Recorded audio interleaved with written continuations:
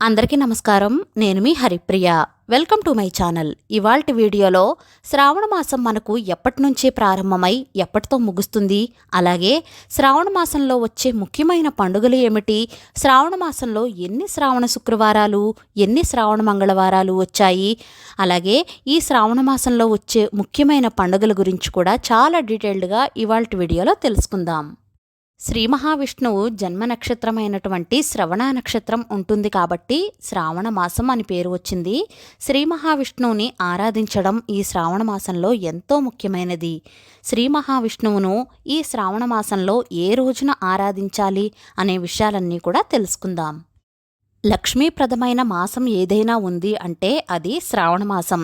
సిద్ధికారుడైన శ్రీ మహావిష్ణువుకు ఆయన దేవేరి అయిన శ్రీ మహాలక్ష్మికి అత్యంత ప్రీతికరమైన మాసం ఈ శ్రావణ మాసం. అనేక రకాలైన వ్రతాలు, నోములు, పూజలు ఆచరించడం వల్ల విశేషమైన ఫలితాలు లభిస్తాయని చెబుతూ ఉంటారు. మాసాలలో శ్రావణ మాసం 5వ మాసంగా వస్తుంది. చంద్రుడు శ్రవణ నక్షత్రంలో ఉంటాడు కనుక దీనికి శ్రావణ మాసం అని పేరు వచ్చింది. శ్రీ మహావిష్ణువు జన్మ నక్షత్రమైన శ్రవణ నక్షత్రం పేరుతో ఏర్పడిన మాసమే శ్రావణ మాసం. శ్రీ మహావిష్ణువుకు చేసే పూజ కూడా అత్యంత పుణ్య ఫలితాన్ని ఇస్తాయి. ఈ మాసాన్ని వ్రతాల మాసం అని కూడా అంటారు. ఎందుకంటే ఈ మాసంలో ఎక్కువ వ్రతాలు చేస్తూ ఉంటారు. సౌభాగ్యం కోసం మహిళలు ఎంతో పవిత్రంగా ఈ మాసంలో పూజలు చేసుకుంటూ ఉంటారు. అన్ని మాసాల కంటే శ్రావణ మాసంలో ఎక్కువగా పండుగలు కూడా ఉంటూ ఉంటాయి. మంగళగౌరీ వ్రతం, వరలక్ష్మి వ్రతం, రాఖీ పౌర్ణిమ, కృష్ణాష్టమి, పుత్రదా ఏకాదశి, హయగ్రీవ జయంతి, రాఘవేంద్ర స్వామి జయంతి, కామిక ఏకాదశి, పోలాల అమావాస్య, ఇలా ఎన్నో పండుగలు కూడా ఉన్నాయి.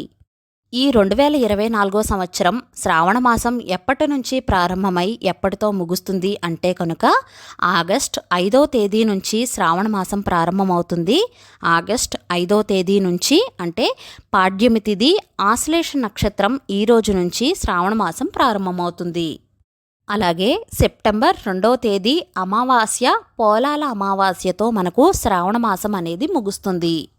మొత్తం 30 రోజులు కూడా ఎన్నో ముఖ్యమైన పండుగలు, వ్రతాలు, నోములు ఉన్నాయండి. మనకు 4వ తేదీ అమావాస్య రోజున, ఆ రోజు ఆదివారం రోజు వచ్చింది. ఆదివారం అమావాస్య రోజు రావడం చాలా రేర్ అండి, అప్పుడప్పుడు వస్తుంది.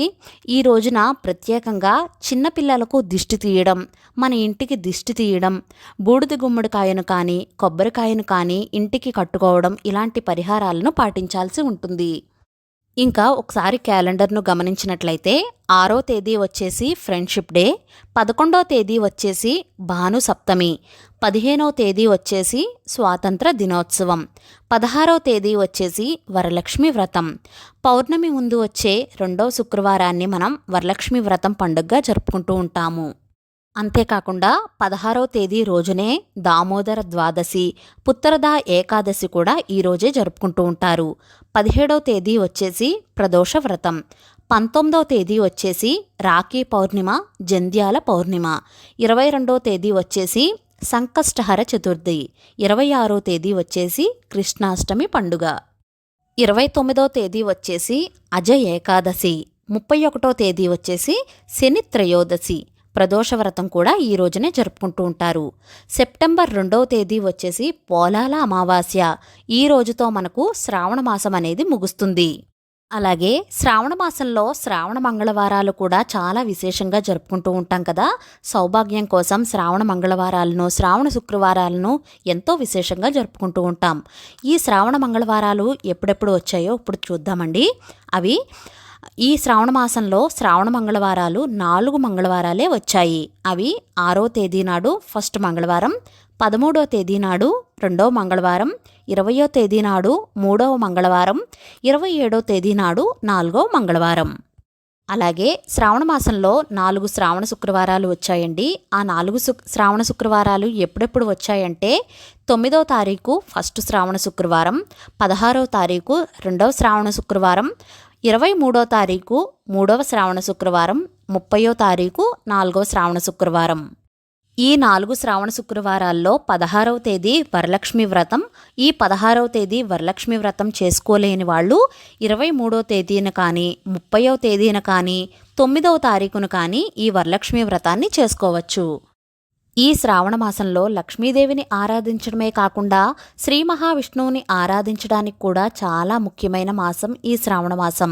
శ్రావణ మాసంలో శ్రీ మహావిష్ణువుని ప్రతిరోజు పూజ చేస్తే ఎంతో మంచిది. ప్రత్యేకించి చెప్పాలంటే బుధవారం రోజున శ్రావణ మాసంలో శ్రీ మహావిష్ణువుని ఆరాధిస్తే ఎంతో శుభ ఫలితాలు కలుగుతాయి. అవి ఎప్పుడు వచ్చాయంటే 7వ తేదీ, 14వ తేదీ, 21, 28వ తేదీ. ఈ 4 తేదీల్లో శ్రావణ మాసంలో శ్రీ మహావిష్ణువుని విష్ణు సహస్రనామాలతో పూజిస్తే ఎంతో శుభ ఫలితాలు కలుగుతాయి. శ్రావణ మాసంలో ఎన్నో ముఖ్యమైన పండుగలు ఉన్నాయి కదా. ప్రతి పండుగను ఎలా చేసుకోవాలి ఏంటి అనేది ప్రతి ఒక్కటి కూడా వీడియోస్ అప్లోడ్ చేస్తానండి మన ఛానల్లో. మన ఛానల్ని సబ్స్క్రైబ్ చేసి బెల్ ఐకాన్ని క్లిక్ చేస్తే మన ఛానల్లో వచ్చే ప్రతి అప్డేట్ని కూడా ముందుగానే తెలుసుకోగలరు.